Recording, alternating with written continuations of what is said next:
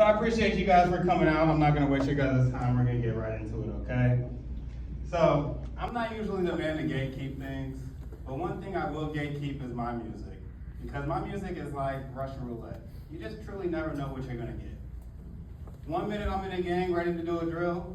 Next minute I'm singing in the rain, butt naked with a chicken mask on. Just having my own personal concert. And somebody ruins it by calling me.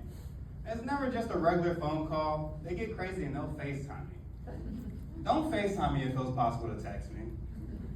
Because now I gotta angle my phone like I wasn't just beating my knee. Especially if I'm about to come. You can't hang out yet. You're my target now.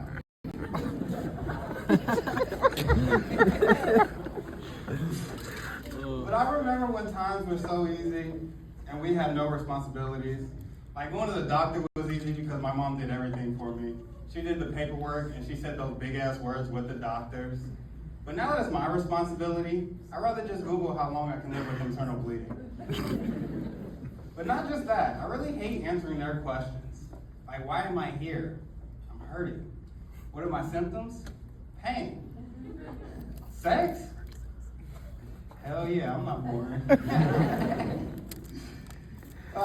But it's really hard to be an adult in peace because my mom still narrates my life like it's a side hustle. Now, don't get me wrong, I absolutely love my mom, but if you tell her anything about me, it turns into breaking news. She'll go on to Channel 5 saying the dumbest things. She'll even say something like, I don't know who my dad is. I know who my dad is. She just wishes she didn't. But I understand. She wants to forget that he used to clap her cheeks.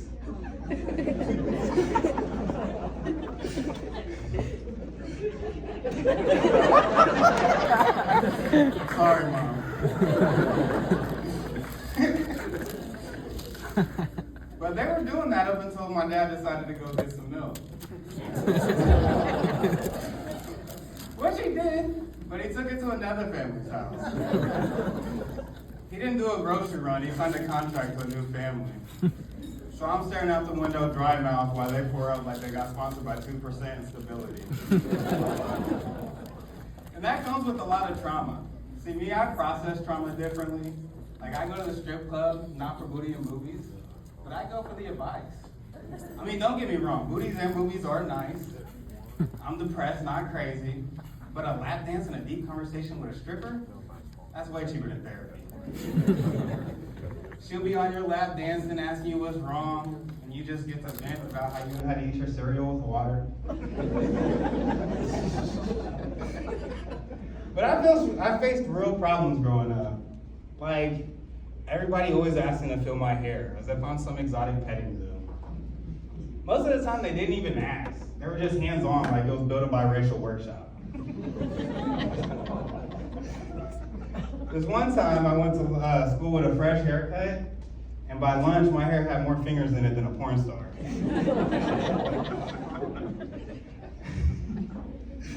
But if it wasn't my hair, it was this dumbass question. Who's black?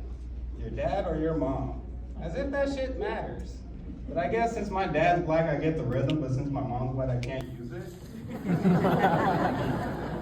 At least I can swim.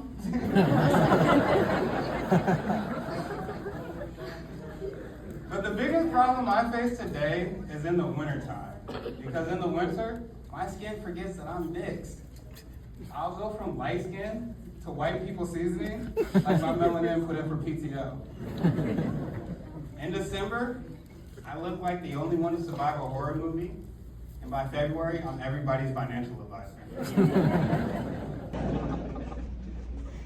I really don't like when my skin starts to lighten up because nobody questions if I'm black. They just look at my big ass nose and fat ass lips for confirmation, which is actually a blessing because my ancestors made sure I would never struggle with smelling or eating because I can smell a cookout 3 miles away and I can taste the food as soon as it hits my fork. My senses are so damn strong, I know the recipe before I take a bite. But by the way, who started the whole black people love watermelon stereotype? I don't even love watermelon. I believe that shit. This one nurse tried to draw my blood. She pulled out watermelon slices for the whole staff. Even the white nurse was like, this one's ripe. Oh, my bad. But I really don't like people with money because money gives people God level audacity. Like I had this one boss who has his own money plus his dad's money. In other words, a lot of money. And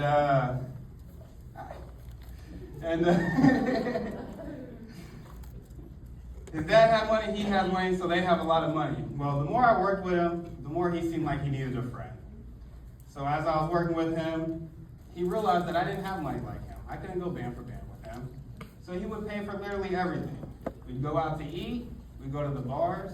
I even met his friends and family. But one day while we were fried, he decided to tell me that he likes dudes. And that's when it hit me, that I've ignored all the signs that I was his guy's girlfriend. He would hand me his card to pay for things, and I didn't even question it. I'd take his card and just be like, okay.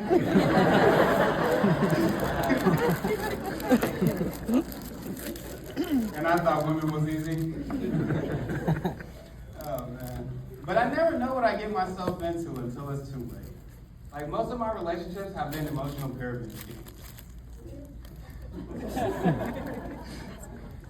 You know what I'm thinking too about that. But the first few months, they're selling a dream. And then by month 7, with no promotion, and they had their friends hired as acting like upper management, you realize you've been scammed. While I'm working overtime, they're telling me what to do. They always leave me the same way. Broke, stressed, and ready to sign up for the next one. But most of my relationships are my fault, and I try really hard. There goes my woman right there.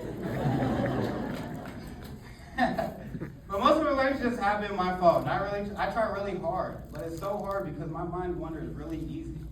Even in serious moments, like my girl could be laughing, crying, throwing shit at me, telling me I'm not shit. And the whole time I'm thinking, damn, I really want some chicken tonight.